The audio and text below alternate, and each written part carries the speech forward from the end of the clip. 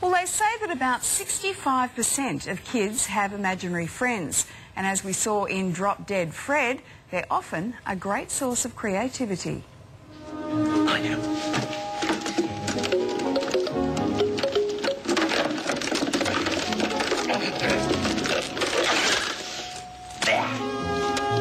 That's great. You see, when something's not working right, the best thing is to tear it apart to make it better. Yeah. Elizabeth? Are you behaving in there? But as a parent, when should you draw the line between make-believe and reality? Parenting expert Michael Grose joins me now. Morning to you, Michael. Good morning, Lisa. Well, I know I had an imaginary friend called Mary. Did you have one when you were a kid? It's so long ago, Lisa, that I can't quite remember, but I'm sure I did at some stage. Well, 65% is a lot of children with imaginary friends. Is it a sign that they're lonely? No, not necessarily. It's actually a sign that they're creative. One of the things we know that kids get imaginary friends when they're about 4 or 5, which is the time when they start to become very social.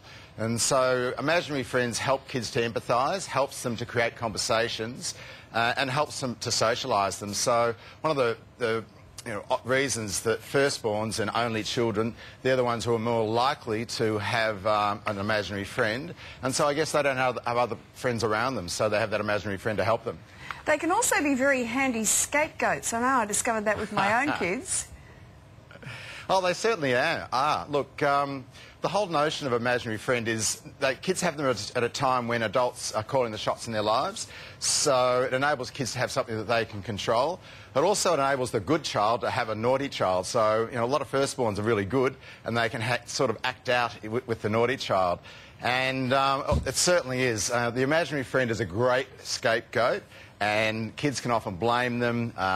There's also a more serious side as well, that sometimes they act out some fears through their imaginary friend, so they might not be afraid of the dark, but their imaginary friend is.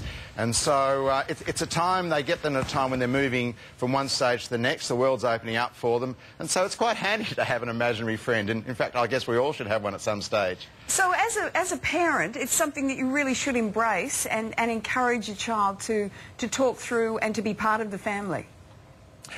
As a parent, it's always, it's a hard one sometimes when the imaginary friend, when fantasy sort of reaches reality. So a sense of humour is important. Make allowances for your imaginary friend, but very much stay grounded. Don't add to it. So if the imaginary friend is blamed for something, some imaginary friend, Mr. Bear was the one who made the mess. Well, Mr. Bear and you can go and clean up the mess.